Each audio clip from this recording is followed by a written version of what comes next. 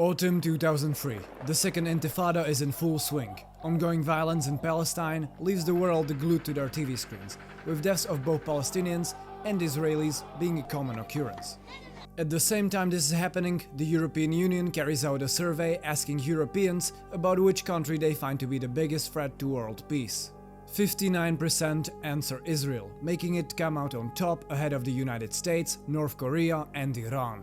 The president of the European Commission, Romano Prodi, immediately distances himself from the results, stating that, quote, "In the face of such an unbalanced judgment, we are duty-bound to ask ourselves, what has played a part in it? Has the policy that we, the European Union and the individual member states have followed, played any part in creating the imbalance in this judgment?" Prodi doesn't waste time and on November 4th meets with Israeli lobbyists in New York. He talks with Kobi Benatov, president of the European Jewish Congress, and a plan is made to host a seminar in Brussels. The seminar, jointly hosted by the EJC and the European Commission, takes place a couple months later. Its aim is to explain the growing discontent with Israeli policy in the EU with anti-Semitism. Ask yourself this question: how many people in power are convinced by a seminar? Many countries lobby in the EU, with mixed success, but what about a country that is more capable in its lobbying than others? Because the mentioned 2004 seminar is not an exception. Meetings between European politicians and representatives of various pro-Israeli lobby groups are frequent and add up over time, so this is never a matter of just one seminar. I don't claim to hold the answer to the question, how much influence does the Israeli lobby have over EU and member state policy? Instead, I will talk about who and how exactly is lobbying, as well as what the EU even has to do with Israel and Palestine. When researching this topic, I have found out that the small amount of literature there was is now severely outdated, and the situation has changed drastically since 2023. Hence, why I'm making this video. Still, we are not going to start in the year 2023. Context is crucial, so let's come back to the early 2000s and talk about a time when the EU was considered a major player in the Israeli-Palestinian conflict. In the year 2005, after the death of Yasser Arafat, the Second Intifada was coming to a close. The period of unrest was started by a visit to the Temple Mount in Jerusalem by Ariel Sharon, a man whose legacy is tied to the Sabra and Shatila massacre. The Second Intifada was bloody, leaving around 1,000 Israelis and 4,000 Palestinians dead.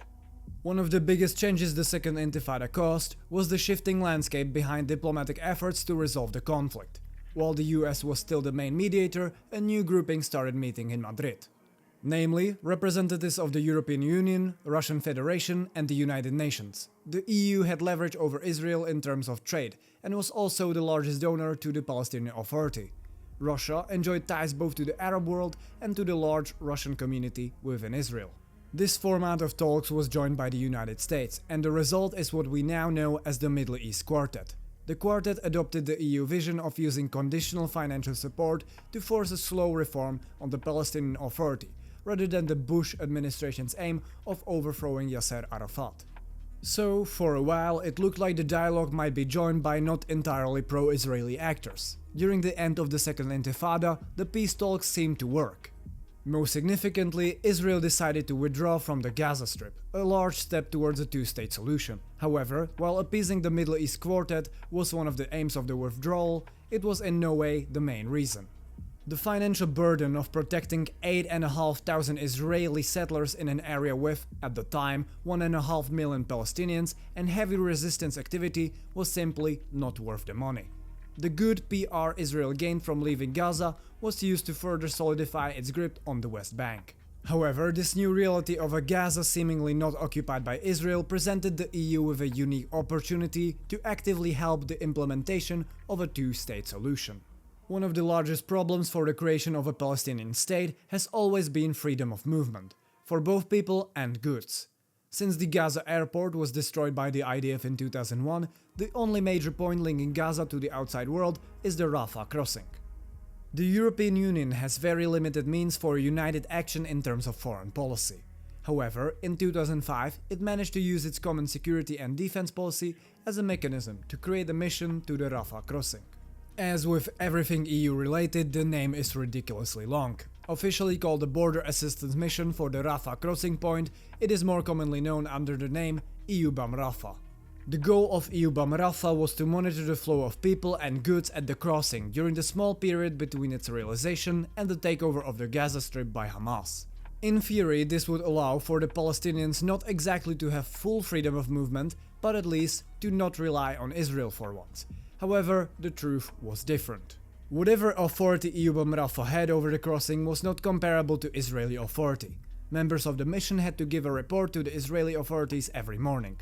Tel Aviv was frequently closing the crossing, and most importantly, it was Israel, not the Palestinian Authority, that had control over the population register required for crossing the border.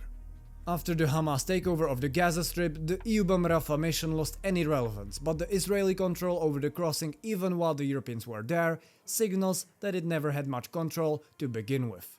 The second mission to Palestine the EU organizes is called EUPOL COPS, which seeks to help the Palestinian police to implement rule of law in its territory.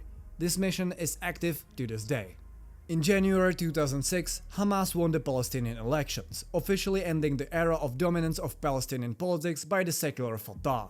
Fatah accepted the result, but wasn't willing to give up the security mechanisms within the Palestinian Authority to Hamas. During autumn of the same year, the power struggle between the two factions escalated into street fighting, with the PFLP and PIJ trying to de-escalate the situation to no avail. The Middle East Quartet, with the EU in charge, welcomed the elections, but not their results. It was especially emphasized that financial support for the Palestinian Authority is only possible under the condition that it officially rejects violence. The US and the EU decided to boycott diplomatic relations with Hamas and stop giving aid to the Palestinian Authority. This almost caused the collapse of the Palestinian Authority, and to prevent Palestine falling back into chaos, the Middle East Quartet decided to resume the aid just 2 months afterwards, albeit with mechanisms trying to direct the aid in a way in which it would not end up in the hands of Hamas. The breakdown of relations between Fatah and Hamas is not the subject of this video, but the long story short is as follows.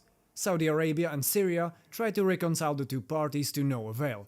Fatah started setting up checkpoints and controlling the flow of people within the West Bank. What followed was a period of assassinations, and in summer 2007, Hamas took over the entirety of the Gaza Strip. Fatah responded with purges in the West Bank, and as a result, there are now two Palestinian governments. Both parties committed atrocities against one another, and in the year 2008, Fatah violently suppressed a PFLP protest, which resulted in the current alliance between Hamas and the Palestinian left. The Middle East Quartet, and therefore also the EU, decided to follow an unofficial policy of West Bank first. Tony Blair, the ex-Prime Minister of Britain, was put in charge of this tactic that sought to create a clear difference in the quality of life between Gaza and the West Bank, and therefore also sentiment for an uprising against Hamas. While this was engineered by Washington, it was once again the EU that had to finance and realize the majority of the project. It's at this time that the European Friends of Israel emerged as an influential lobbying group in Brussels. Co-founded by British MP Charles Tannock, the EFI was to be a quote-unquote counter to the Palestinian Solidarity Movement. The tactics of the EFI mainly involved organizing seminars and dinners for members of the European Parliament. It was in many ways a pioneer for future lobbying efforts in the EU, and the most well-known European pro-Israeli lobbying group until its activities ended in 2015. The EFI owes its origin to a group of pro-Israeli members of European Parliament. The EFI registered itself to the Transparency Register in 2011, and the budget it declared, €400,000, is a small amount compared to its American counterparts. This money came mostly from influential European businessmen and American organizations. While today pro-Israeli lobbying within the EU is mostly tied with right-wing parties, the EFI was able to have a foot in both camps. At the end of the day, the chairman of its political board was the Polish MEP Marek Siwiec, a member of the Progressive Alliance of Socialists and Democrats. The EFI made its grand launch with a meeting in September 2006, which was attended by 200 MEPs. EFI focused heavily on the Iranian nuclear program, lobbying for further pressure and sanctions. Using conferences and meetings, it tried to convince MEPs that Iran is a direct threat to Europe. This was mainly because while the US had virtually no trade relations with Tehran since the Iranian Revolution, the EU was, at the time, a source of around a third of all Iranian imports. The EFI was the go-to third party that organized meetings between EU and Israeli officials, including presidents. Still, the most famous part of its playbook are the events. Perhaps the most impressive, from an organizational perspective, was a conference in Jerusalem in 2011, which saw the attendance of 1/6 of all European members of parliament as well as 400 other EU member state politicians. While the EFI is no longer active, there are other groups. A well-established one is the European Jewish Congress. According to its website, the goal of the EJC is to connect, help, and protect Jewish communities, but also to, quote, promote balanced decision-making with regard to Israel, which is explained as, quote, to combat the unfair vilification of Israel in Europe and to assist in the construction of a healthy dialogue between Europeans and Israelis. The EJC was formed in Paris in 1986, but in 2009 it opened an office in Brussels, where it's currently based. According to David Cronin, the EJC took credit for lobbying MEPs to water down a resolution on the Israeli Operation Cast Lead. I personally haven't found evidence of the EJC claiming that, but they did indeed lobby for the EU Parliament condemnation of Hamas. The EJC does various seminars, very often with the topic of anti-Semitism.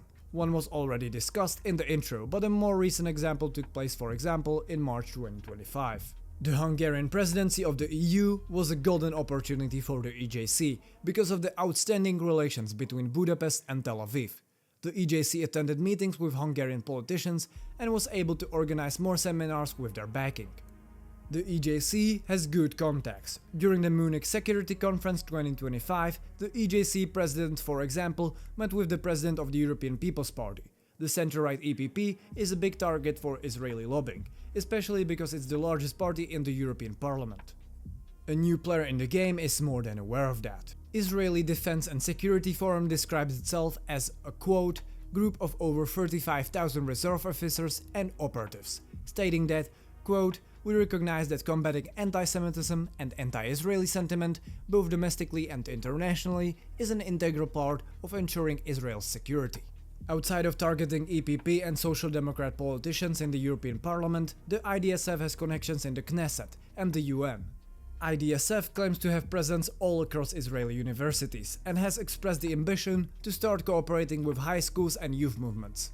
Follow the Money published a great article earlier this year about the advantages this specific lobbying group has in the EU.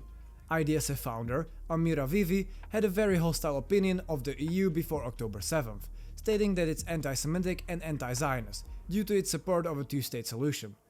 Since the start of the current Gaza war, IDSF representatives have been meeting MEPs in Brussels, including those who held positions in the Foreign Affairs Committee. Many of those meetings have not been registered.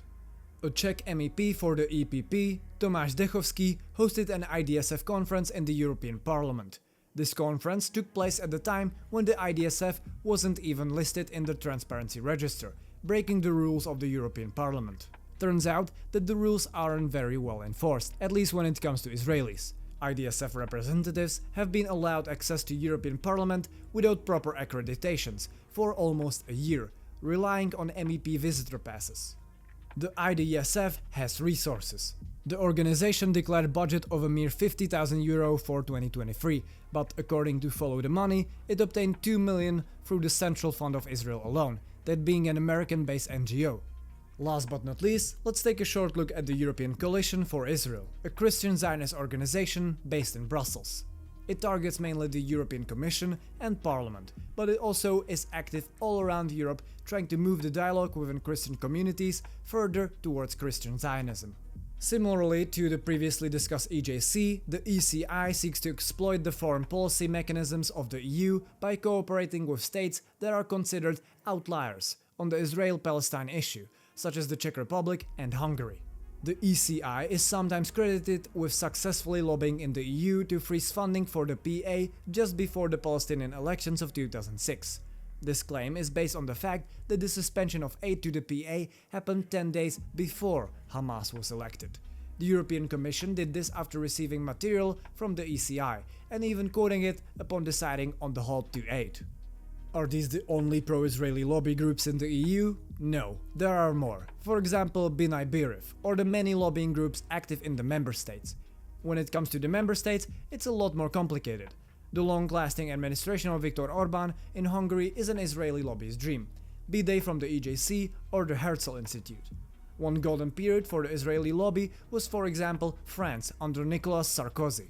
Sarkozy was in contact with American pro-Israeli lobbying groups such as the American Jewish Congress way before he became president. In the year 2009, France tried to speed up its industrial development project in Bethlehem, a governorate of Palestine with a majority of territory inaccessible to Palestinians due to Israeli occupation. American-Israeli lobbying paid off, because the person put in charge of getting permissions for the project from Israel was none other than Valeria Hoffenberg, the main representative of the American Jewish Congress in France from 2002 to 2008. Obviously, I can go through each individual member state. Sarkozy's France is just an example. The Israeli lobby in Europe is a real thing. At times influential, though we lack the information to determine how much. If you'd like to watch a video about another niche topic, I have one on the two Iranian armies. Until next time, take care.